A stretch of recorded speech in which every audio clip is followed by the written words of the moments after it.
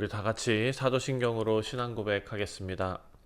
전능하사 천지를 만드신 하나님 아버지를 내가 믿사오며 그 외아들 우리 주 예수 그리스도를 믿사오니 이는 성령으로 잉태하사 동정녀 마리아에게 나시고 본디오 빌라도에게 고난을 받으사 십자가에 못 박혀 죽으시고 장사한 지 사흘 만에 죽은 자 가운데서 다시 살아나시며 하늘에 오르사 전능하신 하나님 우편에 앉아 계시다가 저리로서 산 자와 죽은 자를 심판하러 오시리라.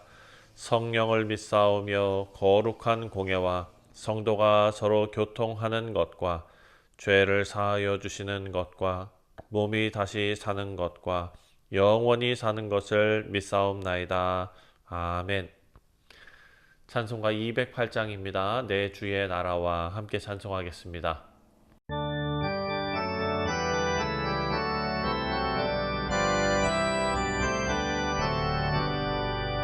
내 주의 나라와 주 계신 성전과 피 흘려 사신 교회를 늘 사랑합니다. 내 주의 교회는 전성과 같아서 눈동자같이 아끼사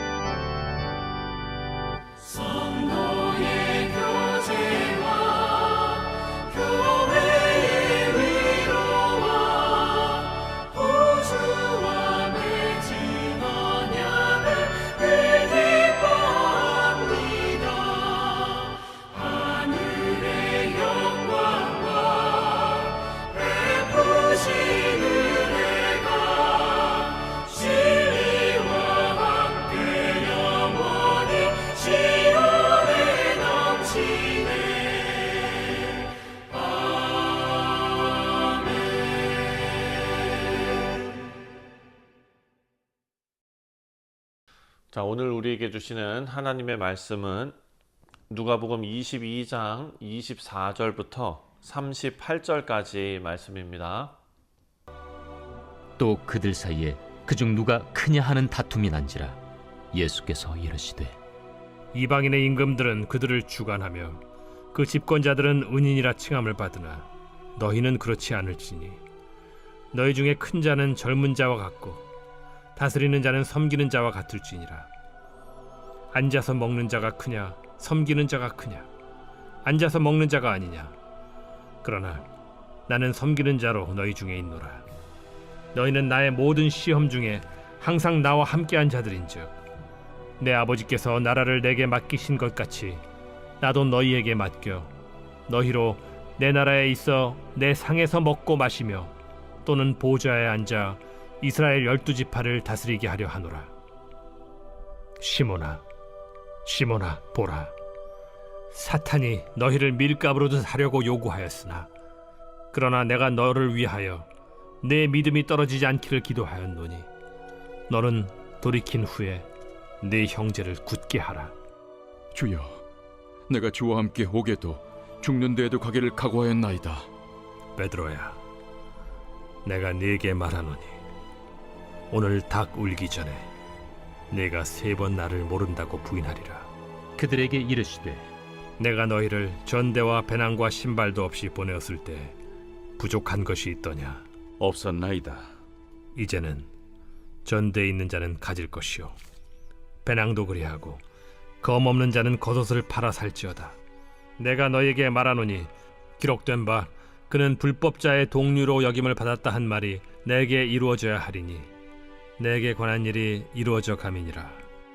주여 보소서, 여기 검 둘이 있나이다. 족하다. 할렐루야. 우리 사랑하는 성도님들, 어제 본문에서 우리는 예수님께서 이제 십자가의 죽음을 앞두시고 마지막 만찬을 제자들과 함께 하시는, 그리고 그 만찬의 내용을, 의미를 설명해 주시는 그런 말씀을 묵상했습니다. 예수님은 떡과 잔을 나누시면서 새 언약을 세우시고, 또 예수님께서 배신당하실 것이다 라는 예고의 말씀도 제자들에게 하셨습니다. 그런데 이렇게 중요한 순간에, 그리고 엄숙한 자리에서 제자들은 그 상황에 맞지 않게 누가 더 큰 자인가를 놓고 다투고 있었다라고 지금 말씀은 기록하고 있습니다. 예수님의 십자가의 고난이 지금 바로 앞에 와 있는 이 순간에 제자들은 여전히 세상적 영광, 그리고 위치, 권세, 이런 것에 집착하고 있었던 것입니다. 사랑하는 성도님들, 이렇게 어찌 보면 영적으로 위기를 맞은 이 순간에 예수님께서는 제자들에게 준비할 수 있는 말씀을 주십니다. 그래서 이 말씀을 통해서 예수님께서는 제자들의 시선을 옮기시는 것입니다. 경쟁에서 섬김으로 옮기시고, 자기 의에서 은혜가 필요한 자로 예수님께서는 그 시선을 이끌어가고 계십니다. 먼저 24절을 보니까 또 그들 사이에 그중 누가 크냐 하는 다툼이 난지라. 자, 제자들은 예수님의 사역 내내 몇 차례나 서로 누가 더 큰지를 경쟁하는 그런 일이 있었습니다. 하지만 오늘 본문에 나오는 이 경쟁은 조금 심각합니다. 왜냐하면 지금은 특별히 심각한 순간이기 때문입니다. 예수님이 곧 고난당하실 것을 분명히 말씀하셨고, 그리고 제자 중에 한 명이 예수님을 배신할 것이다 라는 말씀도 하신 직후입니다. 그럼에도 불구하고 제자들은 자기 위치, 자기 영광, 또 자기가 인정받는 것에 집중하고 있었습니다. 예수님께서는 제자들을 책망하시면서 하나님 나라에서 어떤 것이 위대한 것인가, 세상과는 정반대의 길이다라는 것을 가르쳐 주십니다. 25절과 26절 말씀을 보면은요, 예수께서 이르시되 이방인의 임금들은 그들을 주관하며 그 집권자들은 은인이라 칭함을 받으나 너희는 그렇지 않을지니 너희 중에 큰 자는 젊은 자와 같고 다스리는 자는 섬기는 자와 같을지니라. 자, 세상에서는 지배하고 권력을 행사하는, 다스리는 사람이 위대한 자로 여겨지지만 예수님께서는 이들에게 거꾸로 된 질서를 가르쳐주고 계십니다. 너희 중에 큰 자는 젊은 자와 같은 사람들이다. 다스리는 자는 섬기는 자와 같을 것이다. 이렇게 말씀하십니다.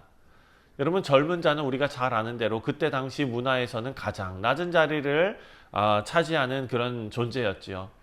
그리고 예수님께서는 크고자 하는 자는 낮은 자처럼 겸손히 섬겨야 한다라고 말씀하셨습니다. 그리고 예수님께서 그 섬김의 본보기를 보여주셨죠. 27절에 앉아서 먹는 자가 크냐 섬기는 자가 크냐, 앉아서 먹는 자가 아니냐, 그러나 나는 섬기는 자로 너희 중에 있노라 라고 말씀하셨습니다. 예수님은 진정한 우리 주님이시며 왕으로 이 땅에 오셨지만 예수님께서는 그 권리를 주장하지 않으시고 요한복음에 보면은 제자들의 발을 씻겨주시는, 낮아지고 섬기는 종의 자리로 오셨습니다. 사랑하는 성도님들, 우리가 우리 신앙의 공동체 안에서, 또 우리의 가정과 또 우리가 속해 있는 이 사회 안에서 크고자 하는 마음이 아니라 섬기고자 하는 그런 참된 그리스도인들이 되시기를 주님의 이름으로 축원드립니다. 두 번째로, 이제 하나님의 나라의 상속자는 어떤 자들인지 그 정체성을 알려주십니다. 28절부터 29절까지 30절까지 말씀인데요. 먼저 28절에 이렇게 말씀하십니다. 너희는 나의 모든 시험 중에 항상 나와 함께한 자들인즉, 이렇게 말씀하십니다. 제자들은 사실 완전하지는 않았지만 예수님을 따르면서 수많은 오해도 받고 비난도 받고 고난도 받아서 그 어려움을 함께 견뎌왔던 그런 사람들입니다. 완전하지는 않습니다. 하지만 예수님과 함께하며 또한 예수님께 충성했던 자들이었습니다. 29절에 내 아버지께서 나라를 내게 맡기신 것 같이 나도 너희에게 맡겨. 자, 예수님은 제자들에게 하나님의 나라를 함께 상속받을 자로서 그들을 삼으셨다라고 약속하시는 것입니다. 예수님 계실 때 그냥 잠깐 예수님을 도왔던 그런 사람들로 취급하시는 것이 아니라 하나님 나라에 세워질 자들이다라는 선언입니다. 30절에 너희로 내 나라에 있어 내 상에서 먹고 마시며 또는 보좌에 앉아 이스라엘 12지파를 다스리게 하려 하노라. 자, 여러분 여기에서 이렇게 말씀하시니까 어떤 문자적인 권세가 먼저 머릿속에 떠오르게 됩니다. 하지만 예수님의 영광에 참여하는 존재로 부름받은 제자들이다라는 것입니다. 그것이 바로 제자들의 정체성입니다. 사랑하는 성도님들, 우리도 예수님을 따르면서 때로는 부족하지요. 실수도 많이 하지요. 하지만 예수님 곁을 지키면서 인내하는 자들, 우리가 이 세상에서 넘어지고 또한 죄로 인해 쓰러지고 시험에 들고 하지만 끝까지 그럼에도 불구하고 예수님 곁을 지키면서 신앙을 지켜가면서 믿음을 지켜가면서 인내하는 자들에게는 예수님께서 반드시 기억하시고 상급을 허락해 주신다라는 약속의 말씀입니다.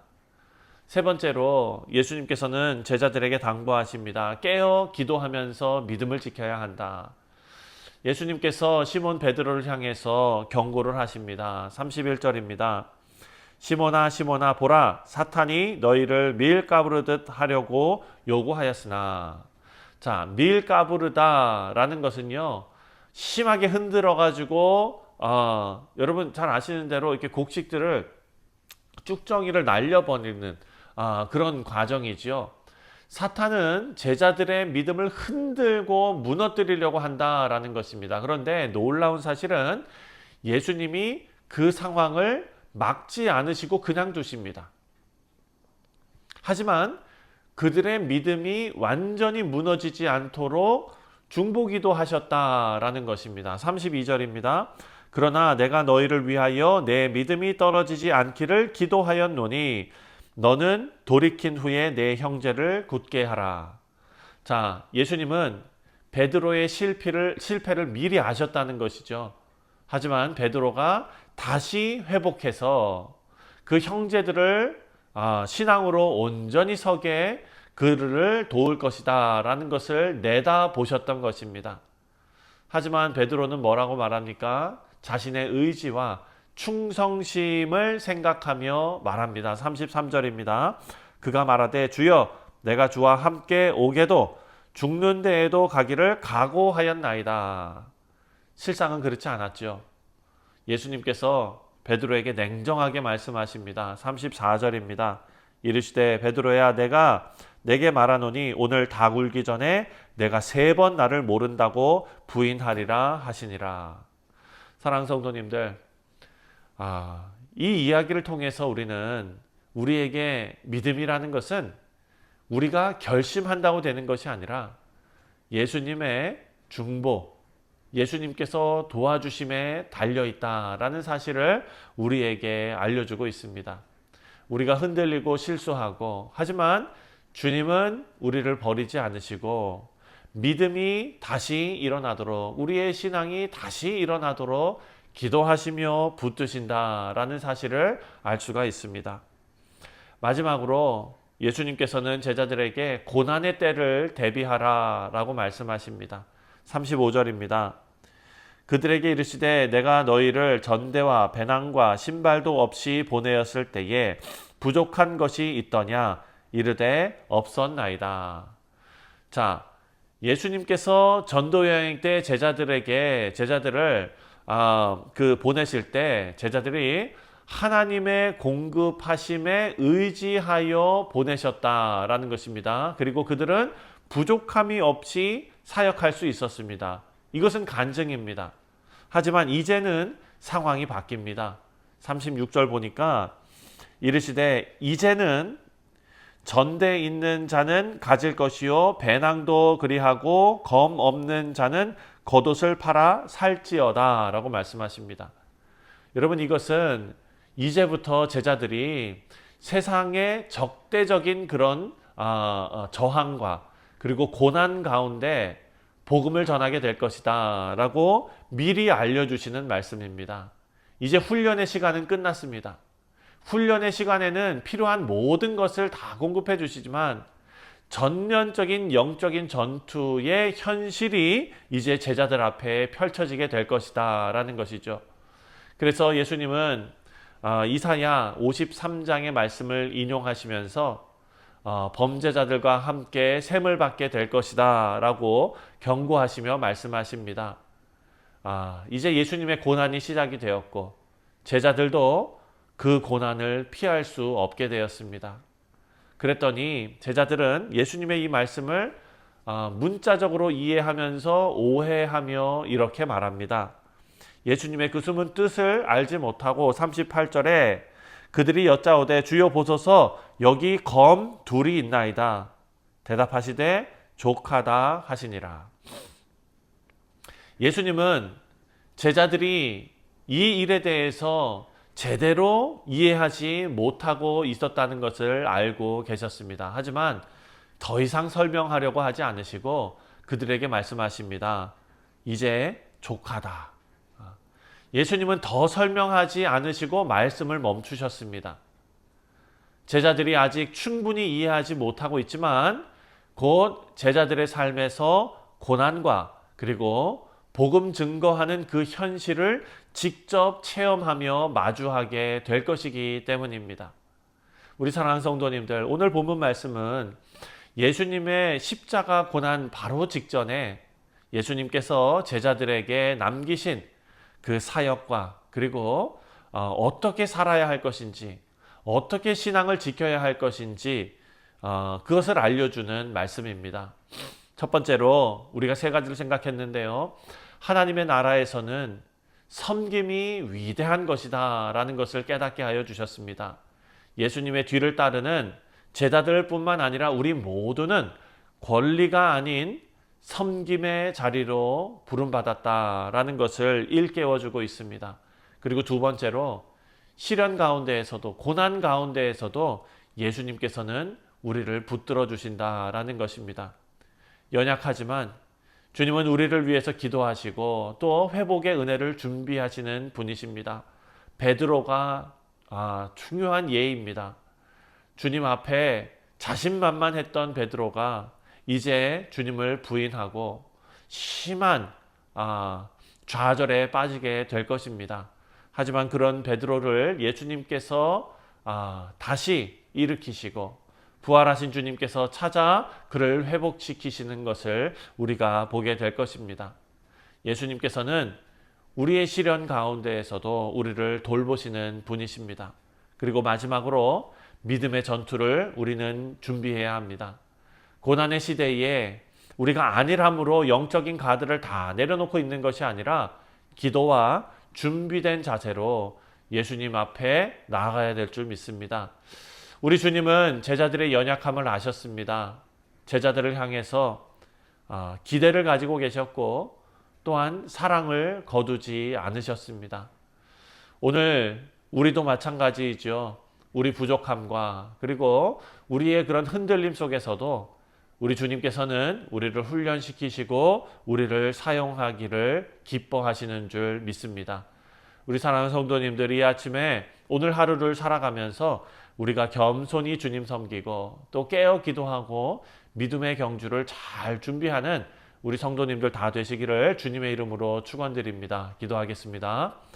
하나님 아버지, 은혜와 사랑에 감사를 드립니다. 우리가 이 마지막 때에 고난과 역경과 여러 가지 어려움들이 주를 섬기는 그 길 가운데 놓여지겠지만, 예수님께서 쓰러졌던 시몬 베드로를 다시 일으키신 것처럼 우리의 연약함과 우리의 실패를 예수님께서 다 담당하시고 다시 일으켜 세워주시며, 그 영광의 길, 그리고 이 땅에서는 십자가의 길, 이 길을 잘 걸어갈 수 있도록 힘주시고 함께하여 주실 줄 믿사오며, 우리가 더욱더 주를 붙잡는 믿음의 백성들 될 수 있도록 하나님 우리와 동행하여 주옵소서. 감사드리오며 예수님의 이름으로 기도하옵나이다. 아멘. 하늘에 계신 우리 아버지여, 이름이 거룩히 여김을 받으시오며 나라가 임하시오며 뜻이 하늘에서 이루어진 것 같이 땅에서도 이루어지이다. 오늘 우리에게 일용할 양식을 주시옵고, 우리가 우리에게 죄 지은 자를 사하여 준 것 같이 우리 죄를 사하여 주시옵고, 우리를 시험에 들게 하지 마시옵고 다만 악에서 구하시옵소서. 나라와 권세와 영광이 아버지께 영원히 있사옵나이다. 아멘. 네, 사랑하는 성도님들, 오늘 월요일은 교육부서를 위해서 기도하는 날입니다. 우리 자라나는 다음 세대들을 위해서 함께 기도하겠습니다.